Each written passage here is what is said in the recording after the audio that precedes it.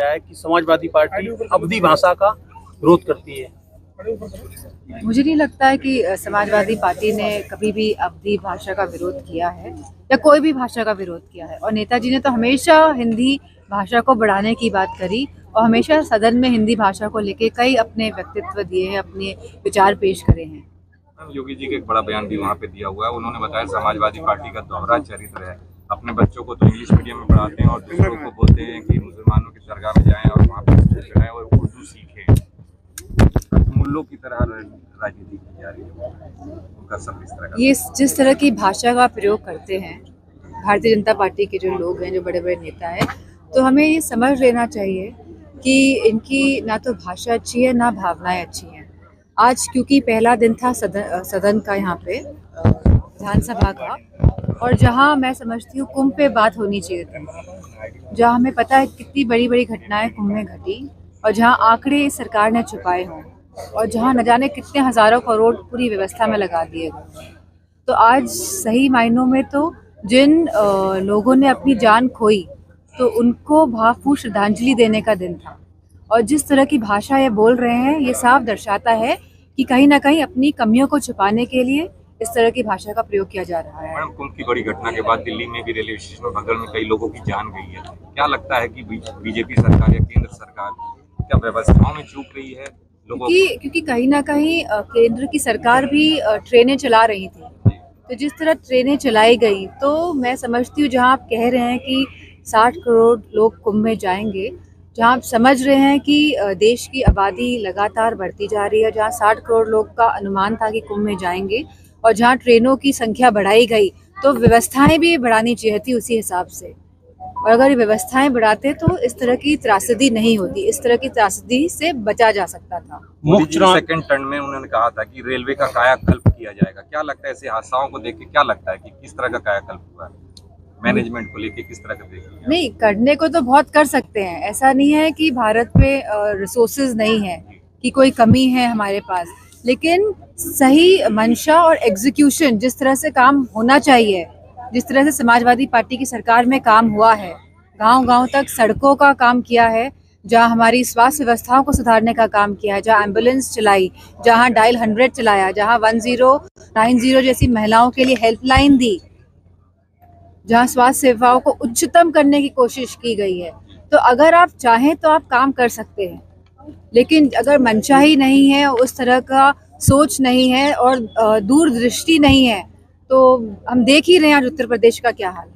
कांग्रेस नेता उदित राज हैं, उन्होंने मायावती को लेकर बड़ा बयान दिया। उन्होंने कहा है मायावती का बीजेपीकरण हो गया है, वो बीजेपी की तरह काम कर रही है। इसको किस तरह से आप अपने हमें बूथ मजबूत करने हैं और ग्राउंड में काम करना है, और जहां हम लोगों से संपर्क लगातार बनाकर अपने बूथ का लगातार हिसाब किताब रख के, मैं समझती नहीं हूँ फिर इस तरह की भाषा प्रयोग करनी पड़ेगी किसी को।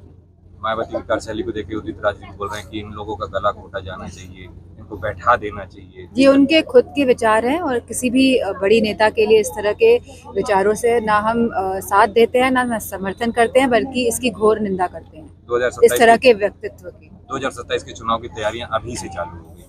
2027 के चुनाव के लिए अखिलेश जी ने भी कहा है लोगों को सड़कों में आने की जरूरत है, अब युद्ध आर पार का होगा।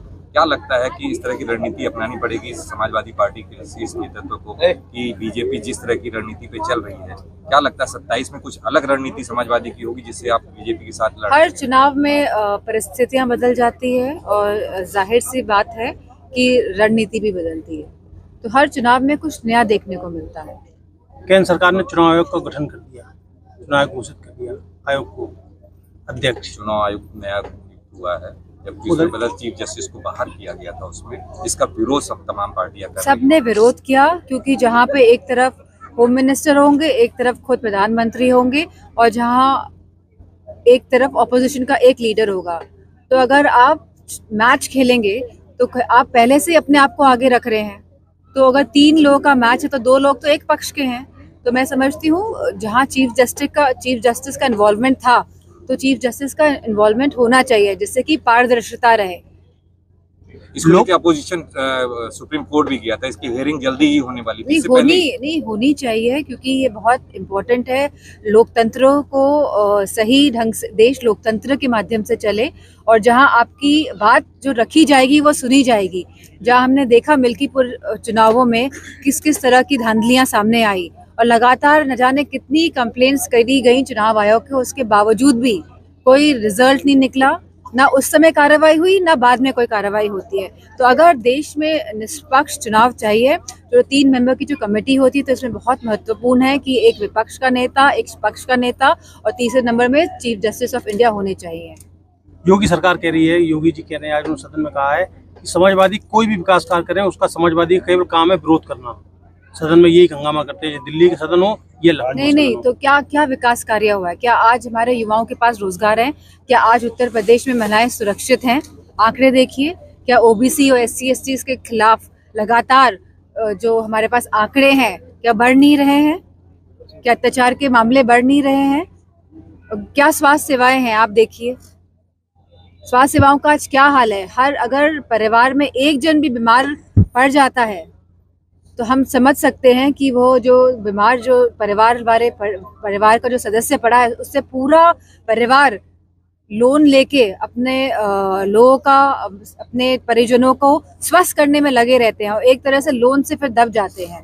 तो कहीं ना कहीं मैं समझती हूँ जहाँ पूरी तरह से उत्तर प्रदेश में भारतीय जनता पार्टी विकास के स्तर को नीचे गिराने का काम लगातार किया है।